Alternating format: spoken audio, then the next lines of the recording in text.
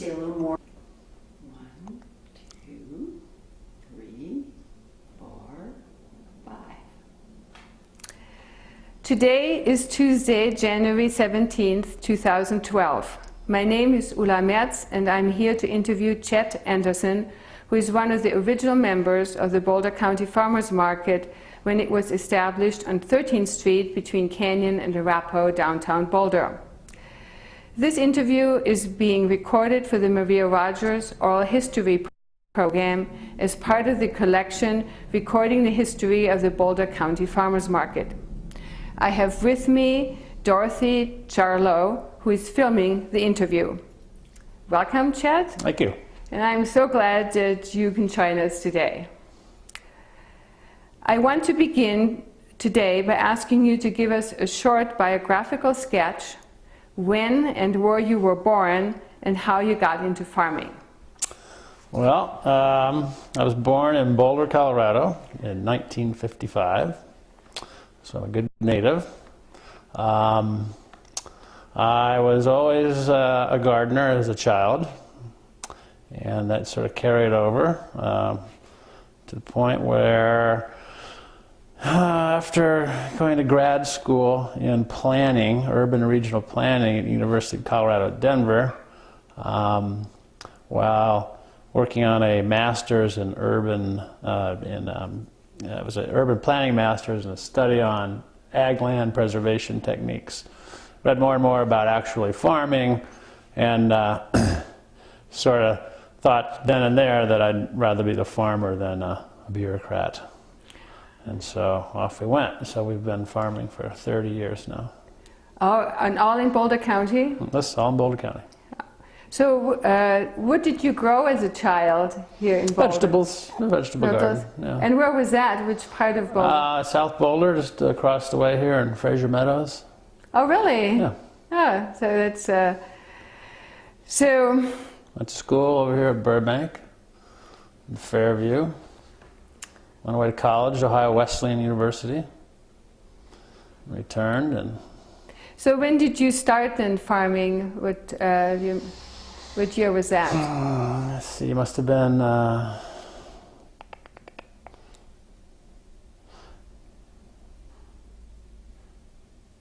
not sure. That's a long time ago. I think it's our 30th year. Oh, wow. So, yeah. So before we talk about the Boulder County Farmers Market, can you tell me a little more about the Fresh Herb Company?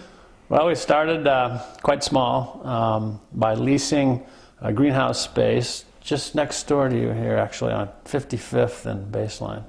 There used to be an old nursery there with a single greenhouse, and I'd leased the back of that to produce fresh cut herbs for local groceries and restaurants. And a few years later we were able to purchase a farm, where we still are, out north of town at Oxford Road and 41st Street. And we soon after getting the farm put up a hoop house, a greenhouse, and began producing fresh cut herbs for restaurants and groceries. Our first customers were Rudy's Restaurant and the Pearl Street Market. Faith Stone was the chef at Rudy's, and Lyle Davis, who's a friend of mine today, and neighbor and farmer, was my first customer in the grocery world. We grew fresh cut herbs for 3 or 4 years, and then started producing mixed vegetables, and then specialty vegetables, and then we kind of became pioneers in production of mixed salad greens before they were as popular as they are today. We did that for 8 or 9 years, produced quite a volume of salad greens, and then sold the salad green business and became full-time cut flower growers, which we are today. Wow, this is quite a transformation. So you don't do any herbs anymore? We do herbs as pots now, as plants. Oh, all right. So you'll find our products at garden centers along the Front Range, in front of Whole Foods and some of the grocery stores, in the region. The farmers market, of course. We grow flowering hanging baskets as well. And this is all in the spring. And then as spring becomes summer, the flowers come on. Our first crops are peonies out of the fields, and we grow a lot of lilies inside, and a lot of So how many sunflowers. acres do you have with your flowers? Or how much space? 15 acres for flowers. That's so yeah, you mentioned where you all sell now to the farmers market flowers. Do you sell anything else at the farmers market? Well, herb plants and hanging baskets in the spring, and then flowers for the balance of the year. And do you sell your flowers somewhere else? We sell flowers to wholesale florists in Denver, some bigger retailers in the area. Sell an awful lot to Whole Foods, who's a very good customer of ours. Oh, all right. Do you sell at other farmers markets as Nope. well? No, Just Boulder. Just the We Boulder. were involved in the Cherry Creek Farmers Market for some time. A market in Dillon, a couple others, one in Evergreen. It's largely in the vegetable days. And as we took on more and more wholesale and larger retail accounts, the need for going to all the farmers markets went away, so we dropped them, but we always held on to the Boulder market Right. because it's always such a fun thing. So how do the other markets compare to the Boulder farmers market? The Boulder market is very unique in that it's a grower-only market, so it really preserves the integrity of the experience down there and the product. And to this day, I think that's why it is such a popular and successful market. So yeah, as I said, I want to learn a little more what it's like as a farmer to come to the farmers market every Saturday. So how do you decide how much to bring to the market and what to bring? Well, you just never know, right? It's sort of based on what happened the week before. How busy is it? What's the weather like? Is there a football game? Is there something else in town that might, take some customers away? But it's sort of a ritualistic thing where you start on Friday afternoon and you get your supplies together, then you get the bouquets made and you select the flowers for the market and everything you're going to bring. And early in the season, you might put them in the truck before market. The night before, when the season gets hot, you get up very early in the morning before market, load them out of the cooler into the truck.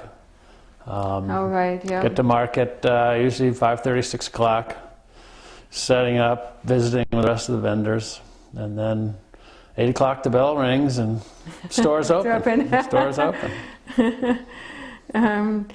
So yeah, you mentioned, actually what I wanted to ask, do you have anything that's especially popular? Is there one bouquet more popular than something else? Folks like peonies an awful lot in the spring. Sunflowers and lilies, of course, are very popular sellers.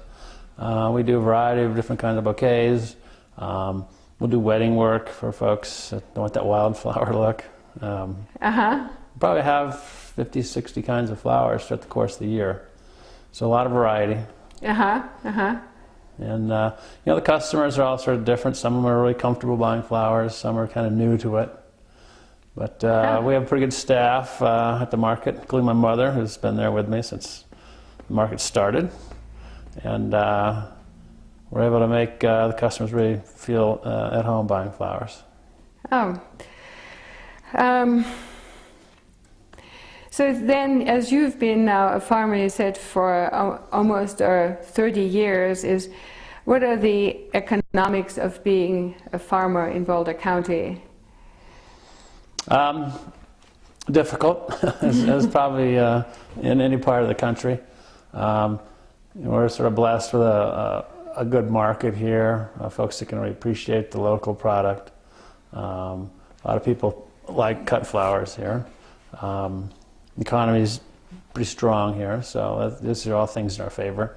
And over the years, it's cyclical. It kind of goes up and down how well the market's doing. It's sort of reflective of what the economy in general does. But every year the market has seemed to have grown. Starting out with 7 of us, now we're up to 60-some vendors, and hardly room for anyone else. So generally it's quite a strong market. I've heard reports of it being the 4th most successful market in the country. Oh, the Boulder County Farmers Market? Yep. Do you know who is ahead of us? My thought is it's the Ferry Plaza Market in San Francisco, the Pike Street Market in Seattle, a market in Santa Cruz, and the market in Madison, Wisconsin. Those are the top 3 or 4, and we're 4 or 5.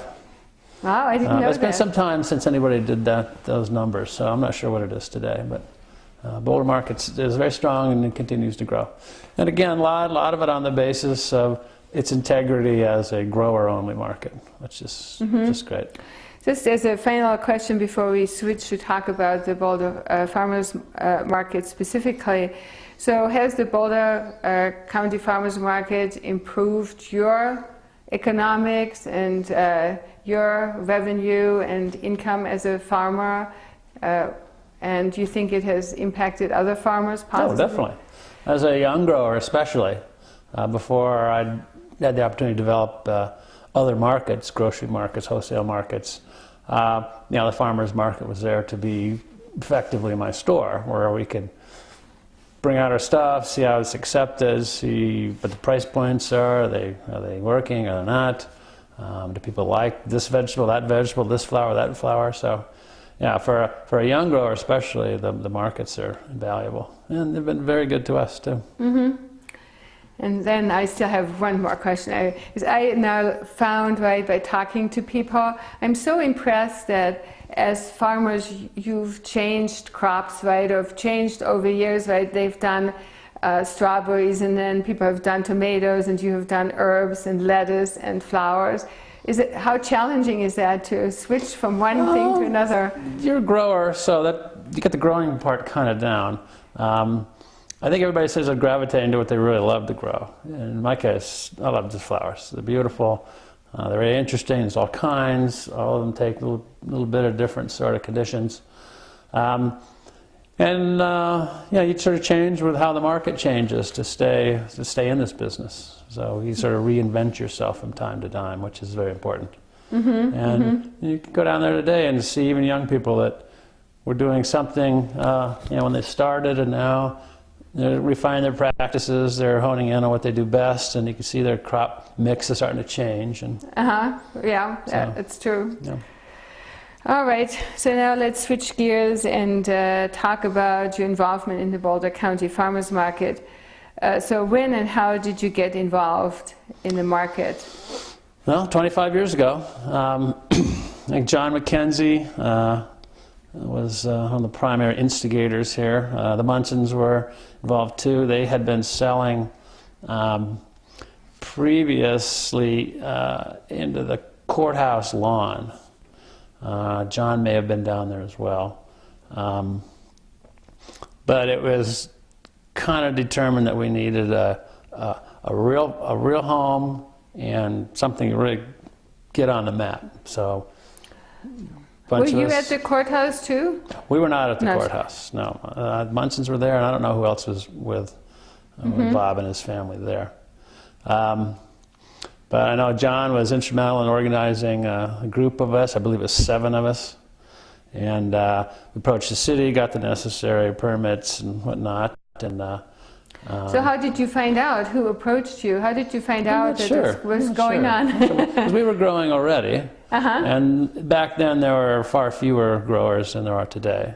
So we all sort of knew each other and what we were doing. So, hey, it's time to have a farmer's market. So got together one winter. Again, did necessary paperwork and work with the city, and opened up 86, 87?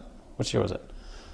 Yeah, right, 87, in our first year, as I recall, the market did $7,500 the first year, as I recall. So far cry from what it does today on a Saturday.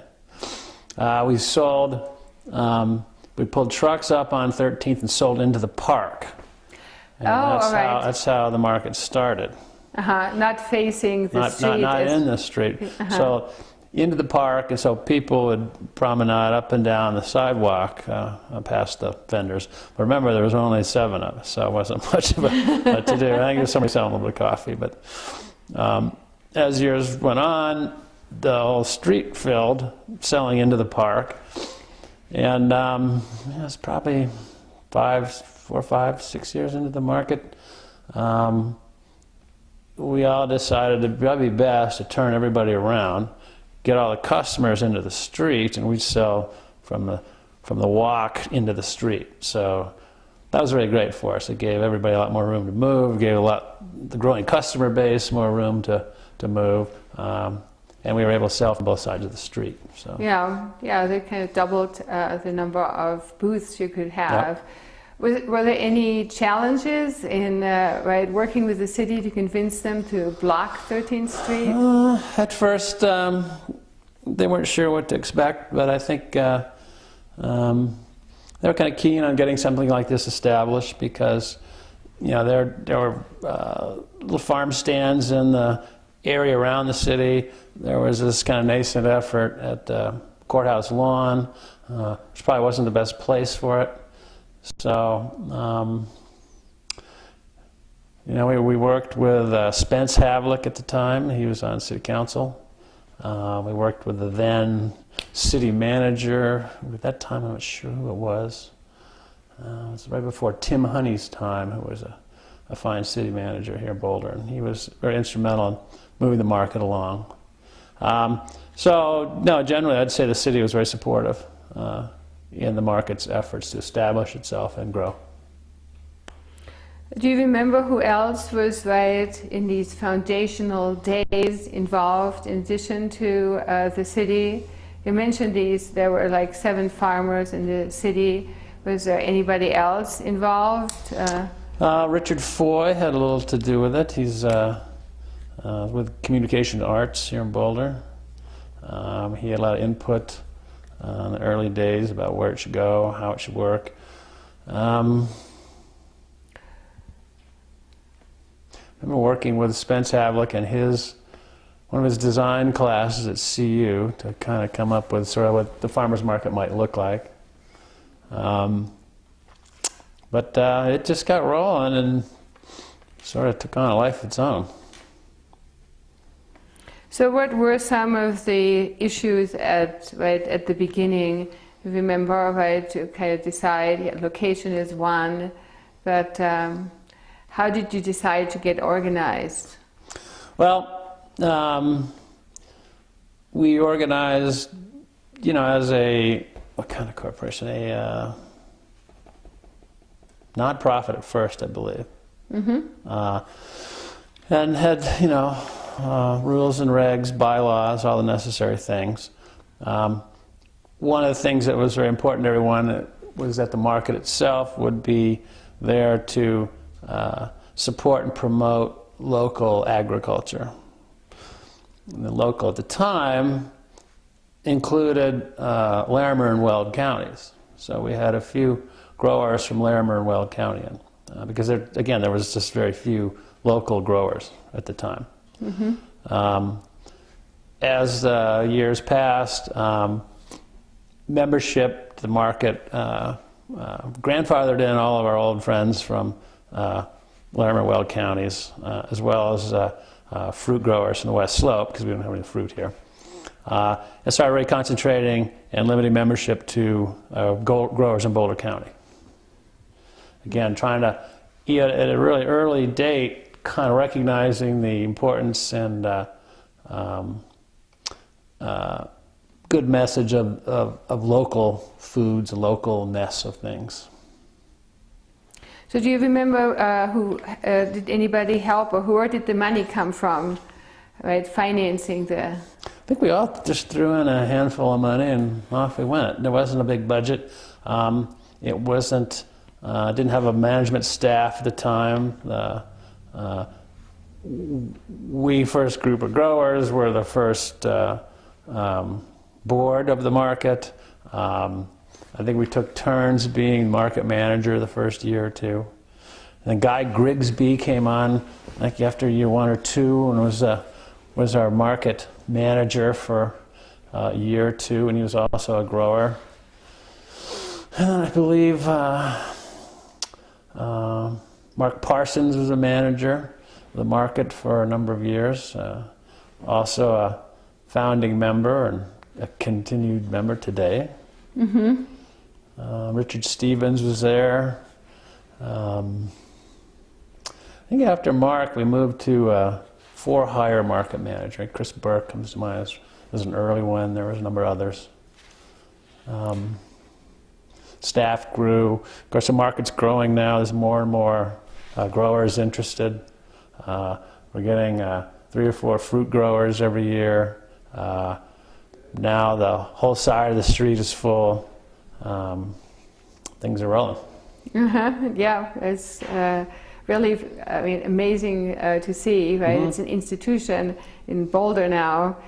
So you said you held various roles at the market. So what were some of the roles you had and responsibilities, and which one was your treasurer favorite? of the market, I believe, for 2 or 3 years. Yes. And then I was president for 4 years, I believe. And in my tenure, is when we moved into the street, selling into the street. Some improvements in 13th Street occurred then. It was widened, the sidewalks were widened a bit. A lot of streetscape things the city did to improve the market, brought us some electricity, put some water here and there. Developed the plaza there, the food court now, which is the food court. So do you remember when that was? I'm so lousy with dates, I don't know. So Tim Honey was city manager at the time. And so really the market as it exists today has been pretty much like that for quite a while now, probably pushing 20 years. Mm-hmm. So then that happened all early on. So do you remember with the improvements on the street, was that the farmers approached the city for that, or how did that come about? Yeah, we'd always had folks representing the market, stay in touch with the city council and county commissioners. I remember Josie Heath was always a great fan of ours, continues to be today. She's a good customer every Saturday. I remember her being instrumental in our success. I remember Molly Winter, another person that worked with the city and then moved on to work with the Downtown Business Association, being very helpful. Mm-hmm. A lot of the Chamber of Commerce, downtown business groups really liked the market because it was a fantastic draw of people to the downtown area every Saturday morning. Mm-hmm. So we had a lot of fans and a lot of people working to make the market successful. So so you said at the beginning we made like $7,000, right, a year. Sticks with me, $7,500. The whole market, not me. Yes. All 7 or 8 of us, or whatever it was. We thought that was great. We saw some potential here too, right?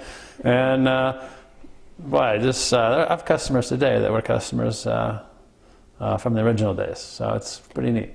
Yeah, that's kind of impressive. Not many businesses can say that, right? That they have customers for 25 years. So was there any role you liked especially well, or of the ones I don't know. It was fun being part of it starting and growing it. It's been in a lot of people's hands since the early days, and everybody's stuck to the mission of supporting Boulder County agriculture and keeping it a grower-only market. Again, it's really important for preserving the integrity of the market. Mm-hmm. Mm-hmm. So, as you said, supporting local agriculture. Do you remember if the market did anything in addition to just running the market? Well, we supported 4-H, a lot of county fair things. John Ellis is a good backer of that. There's a couple other programs that we involved in besides 4-H. You know, that we're kind of having the market reach out to the agricultural community in Boulder. Yeah, other than having just people come down and sell things at the market. To draw in some more people. So you mentioned that one of the major decisions was to turn the booths around and face the street. Is there anything else you remember during your tenure that changed with the times? Well, physically for the market, that was probably the biggest thing. It gave us all the room we needed at the time. It seemed like a lot. Now, of course, we're out of room again. There were little small things along the way as the market grew. We had to come up with a way to give people space. So it got to the point there were 3 sort of space sizes you could have. Oh, And to get a certain size space, a bigger space, you had to meet certain sales numbers. And this kept, you know, the growers that were getting bigger to have enough space to do their thing, but it allowed small growers necessary space to, you know, get dip their toes in the market and grow. And you know, a lot of growers there start out with a 8-foot spot, and now they're, you know, 25-foot vegetable growers. yeah, so there's quite a variety, right? Your 10-foot tent, and then the double tent, right? And I don't know if they have a triple tent. I think it's 20 might be the biggest. I think there's some 25s. Right. Too. Oh, right, so it is. It's all by 10s, right? Because that's sort of the size of a tent. So tent is driving that size. Yeah, a lot of things, just tweaking rules and regs and things to kind of keep the market fair for everybody. So remember any of the tweaks? No, nothing in particular. Doing necessary things with fees to make sure city sales taxes were covered, to make sure the market's costs were covered. So as the market grew, of course, it started hiring management, market managers, assistant managers. We get outside help in promotional advertising things, because buying ad space is expensive. So the market had to generate some monies to promote itself. And one of the bigger changes would probably be when we started really looking at adding more than coffee and pastries to the food deal there. So the food court came along. You know, the burrito guy, Richard, was there. He's always been there and was a big fan and supporter of the market. But it's grown to what it is today, where you're not sure it's a farmer's market or a lunch scene down there sometimes. But having the food down there sort of supports people coming down to go to the market. Yeah, as you mentioned, fees to keep them fair, and you've been in other farmers markets. How does it compare? If you, right? I think Boulder Farmers Market is probably the best deal anywhere. Our fees are very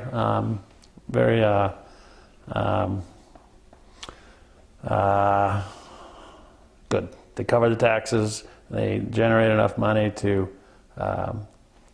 cover all our other expenses.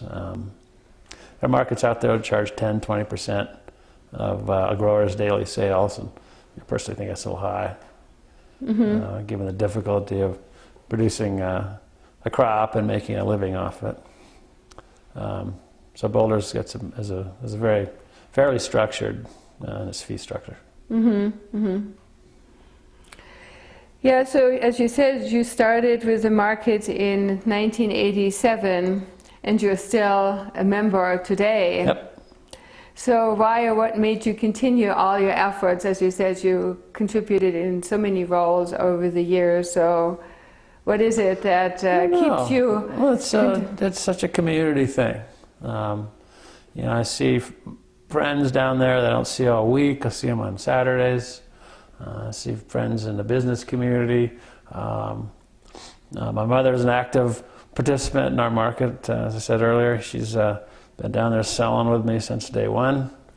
And Wow. she has lots of friends that come see her on Saturday mornings. And I don't know. It's just a wonderful institution here in Boulder.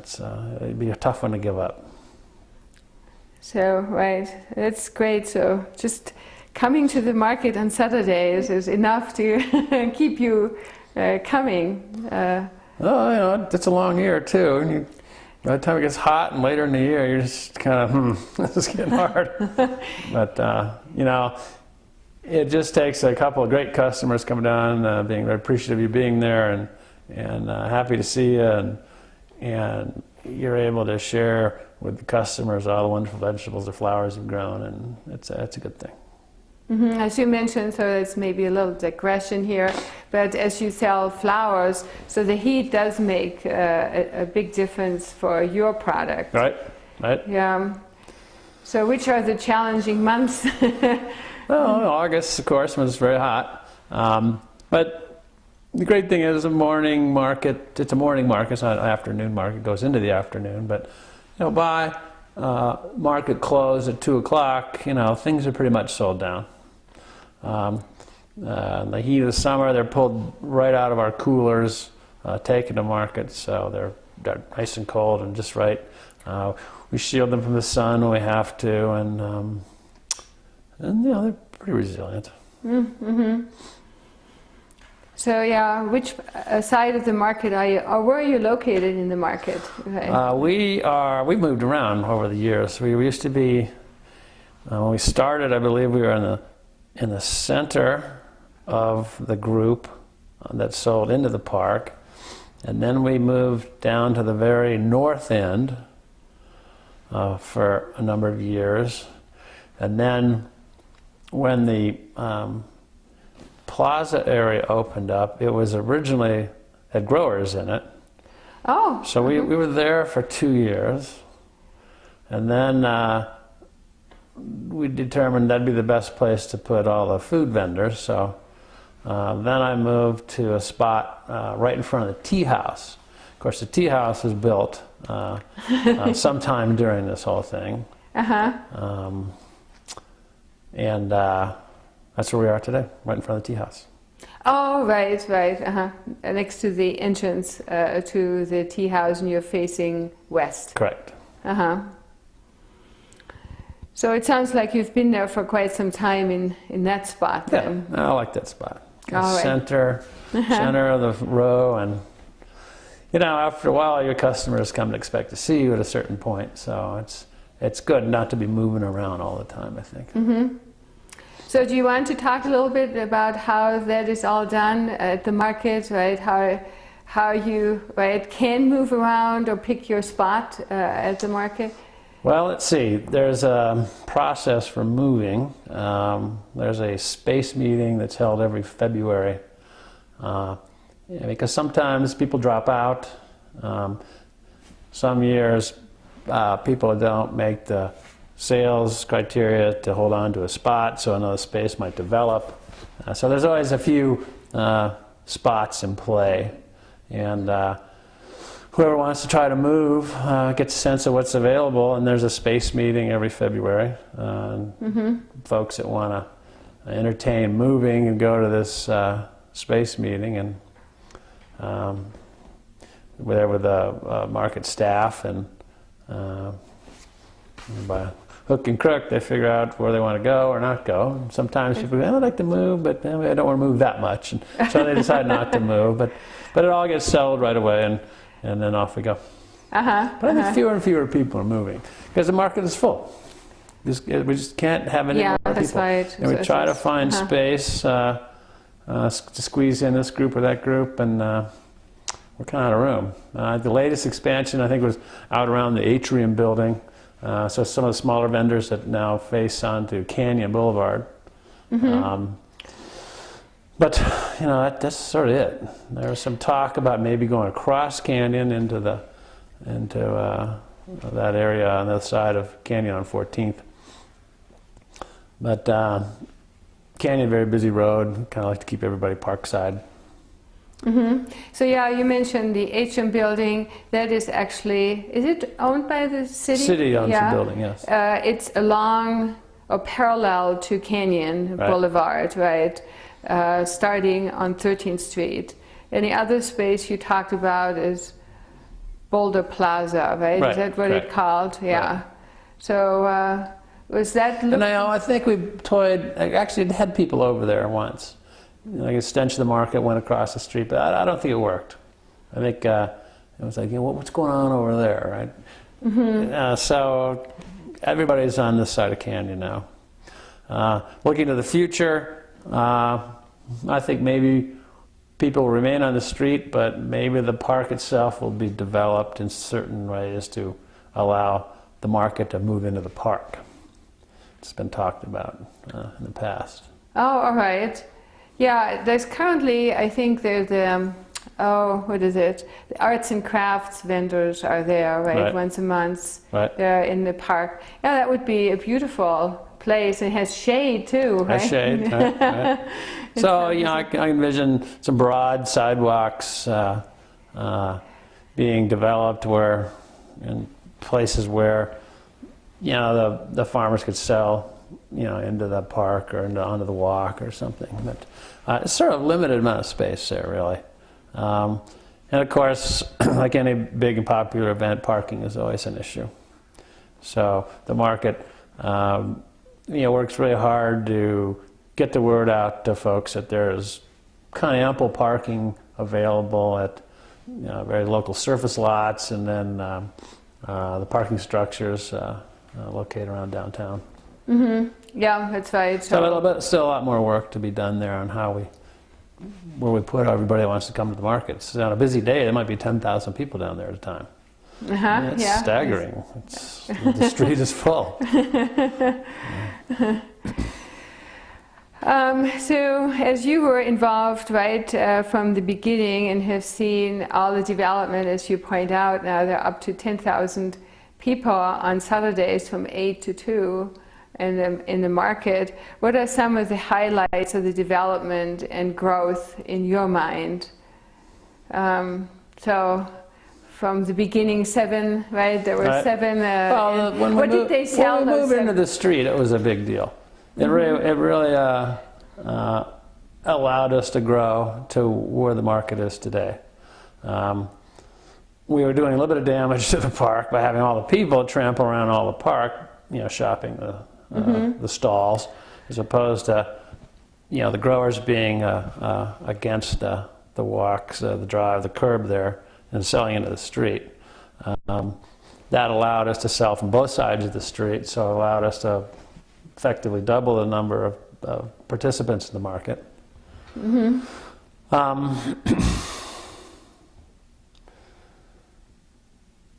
That's I think one of the biggest things. And so what did the 7 farmers sell versus kind of looking at what's now available in the market? I think we all sold vegetables. I know John McKenzie sold dried beans, which is great, and I'd love to see somebody down there with dried beans today, like he did. Big 50-gallon barrels of dried beans, and it was great. We grew mixed vegetables, probably had a few flowers. Like most of the growers were just mixed vegetables. Munson's there, of course, with corn and pumpkins and squash, as they are today. The boys. Oh, right, yes. So now today there's it's still largely a mixed vegetable thing. There are 3 or 4 of us that grow flowers. There's a number of growers that bring vegetables and flowers. But what's interesting today that wasn't at the market in the early years is more fruit, different sort of meat products. There's the bison people, there's the local beef people. There's a gal that sells wonderful lamb. There's a local pork producer. There's a handful of cheese producers. There's wonderful wines down there, as you probably know. So we have a really nice variety of things down now there that we didn't in the early years that I think, lend to the market's success and it being an interesting place to go. So now I can go down, I get this lamb chop here, and I get these great mini vegetables and my salad greens, there's some flowers for my table, and the nice cheeses. You can do all your shopping there now. Yeah. Whereas before, maybe it was just to cover your vegetable needs, but now it's more opportunity to really do all your shopping there. Yeah, you can put your whole dinner together, right? Yeah. Including dessert. including dessert. Yes, yeah. Indeed. And all is just in superb quality. So how did the market change or grow, right? So we talked a little bit, so we had more different, right, a larger variety of products. Were there some other elements that grew in the market or it expanded? In addition to the 13th Street?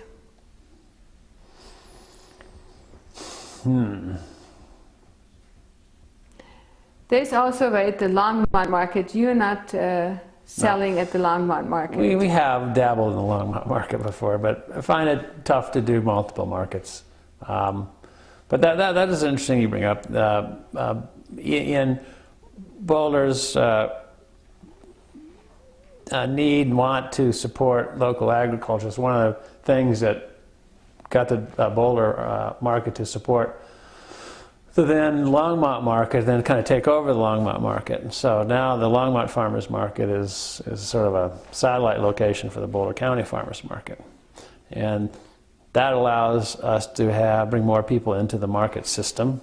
There are growers in Longmont that don't go to Boulder and vice versa. And it's same rules and regs as Boulder, and the same integrity because they are also a grower-only market. So it's a growing thing in Longmont. Yeah, you make a good point. By adding the Longmont market, more growers could be accommodated, right? And it gave then more growers opportunity to sell their product. So do you remember any challenges along the way as the market grew? As you've been part of it? No, there's the usual bickering about how to grow, who to let in, who to restrict. Do you let in fruit? Do you not let in fruit? Because these folks aren't local, but of course we recognize the need to have fruit at our market.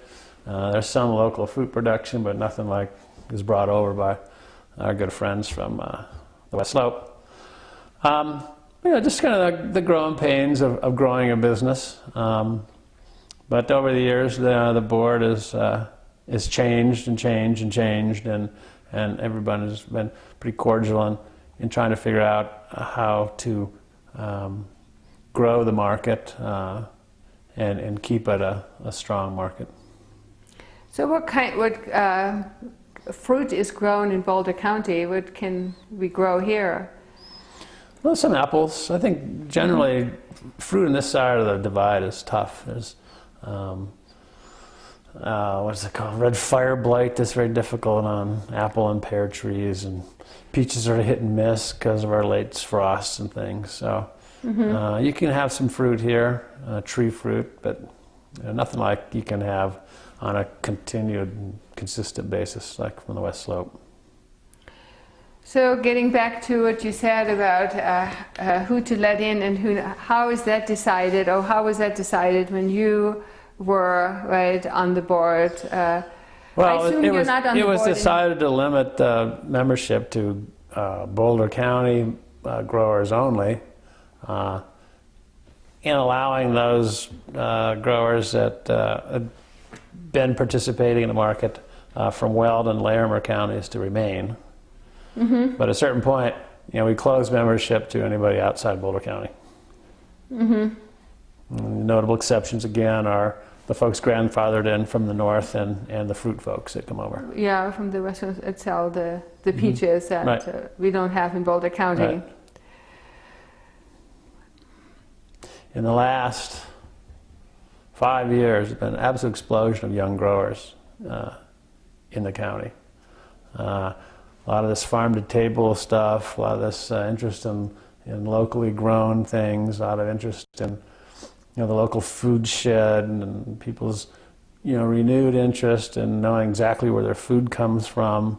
All this has played a part in really developing a market for locally produced foodstuffs. And you're just seeing a lot of people jump in.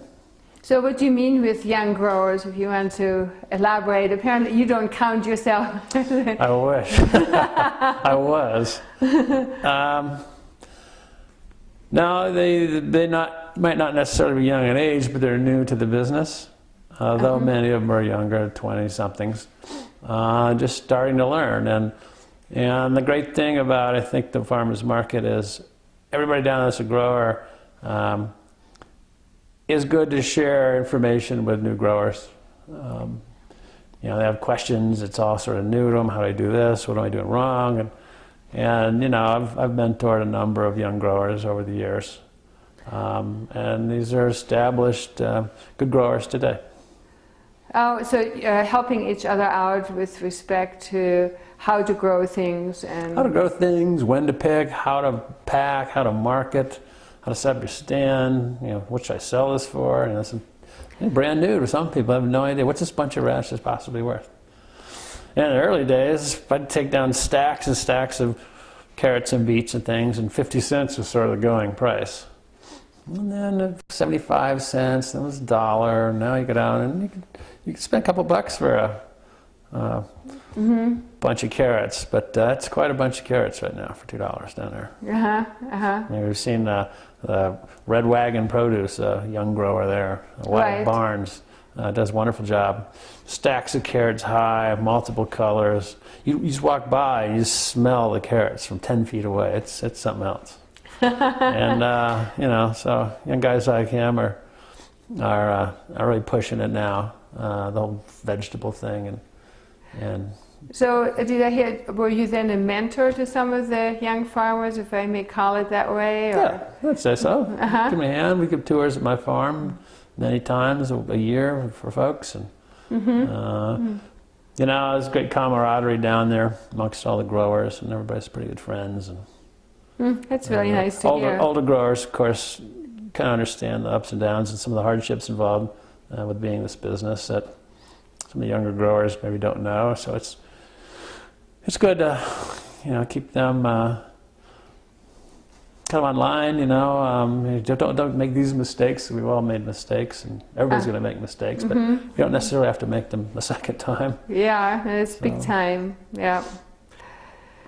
So, as you mentioned, several times, the integrity of the market and being a grower's market. So, what do you think makes the farmer's market work for farmers? Which, I think comes through loud and clear, right? The Boulder Farmers Market works for farmers. Well, what makes it work for the farmers is people coming to buy, obviously. If nobody came down to buy, there would be no point. The things, again, the Boulder market has done to make it a quality market is have it be a market where everything that is down there is produced by the person behind the stand. Right, so that tells the customer, this is the real thing. This is not being resold. This wasn't purchased at a terminal warehouse in Denver or somewhere. And this is because you can go to the grocery store for that. You want a real authentic experience at your farmer's market. And Boulder is one of the few, I think, that offers a real experience like that. And as such, it's grown in reputation. People understand that. People come down there. They don't really question that it came from this grower back there, this grower, that grower. They understand it because of the rules of the market, and it just works. It makes people come down to buy, and that helps the growers. They go back and plant more. They expand their operations next year to have more products of different things, maybe, and just success feeds on itself that way. Yeah, as you said, you still go there every Saturday to the market, right? I have good days and bad days, but they're generally always good. So, do you have any special memories or fondest memories of the market? That is, what is the thing, that when you remember about the market, or memories that? They're usually the early ones when everybody gets back together, and how excited the customers are to get back to the market. Winter's finally over, spring's on its way. There's plants and flowers. There's baby lettuces. There's a lot of brand new fresh produce. When the corn and peaches come in, that's always a good time, because it really starts to push the numbers that come to market. And likewise, at the end of the season, it's always sort of a fun but kind of bittersweet scene. As the market is ending, the customers will turn out to really support the growers on that last 2 or 3 Saturdays of the season, by buying storage onions, storage potatoes, or a bunch of hard squash, or a lot of things that can help them carry through their meal planning stuff through the holidays, and really sometimes through winter, until the market starts again. So so you come right from the beginning of the market, the first week of April? We come, when does it start? First Saturday in April has been our traditional kickoff Saturday since we started. And now over the years we've pushed the market into the season a little deeper. This year I think we went to the second or third Saturday in November. I think it's the second Saturday in November. Typically, it was the last Saturday in October. It was the last market. But, you can have beautiful weather in those first 2 weeks of November. And, and if we haven't had a frost, if it hasn't snowed 10 feet of snow, everybody still has plenty of nice products. So, there's some discussion about a year-round market. Not sure how well that would do, to be honest with you. I think growers need a break. I think sometimes customers need a break. And it would be a whole different kind of line of stuff. The growers would have to be heavily invested in the greenhouse part of things. And there's something maybe to be said about it. But right now, for a market in the climate like we have a pretty long market. Many markets don't even get going till end of May, Memorial Day, first Saturday of June, but here we've already been open since 1st April. And then it will close down Memorial Day, end of September, first part of October, or here we are going late into November. So it's almost it's 8 months of market. It's a pretty long time. It's 30, 33, 35 weeks. So you think about it, it's more than half the year. So it's pretty good. All right. So as we kind of come to the end of the interview, do you remember any of the decisions that were made early on that still are in place today or apply today that people hung on to? Right, when you established the market? Well, again, I keep harping on this, but from the get-go, it was understood that this was going to be a grower-only market. And everybody then, as they do today, puts a lot of importance behind that notion that the food has its integrity, the growers do, and truly, that's, I think, what has led to the great success of the market. Is there anything else you want to touch on before we come to closure? No, I'll be very interested to see how the market goes on now into the future. How are we going to address some space issues we have? How are we going to accommodate other growers that got some great ideas, that are able to grow some great product? How can we maybe make it a little more customer-friendly place? Right now, it's an awfully crowded place on a Saturday, and sometimes turns people off. I'd like for the market to find ways to be more accommodating to current and future customers, and that'll add to the market success. Oh, great. So then we kind of come to an end of this interview. I want to thank you again. Thank you. For Thanks for taking having me. Yes, it's great. And so thanks again. You're welcome. Thank you. Thank you.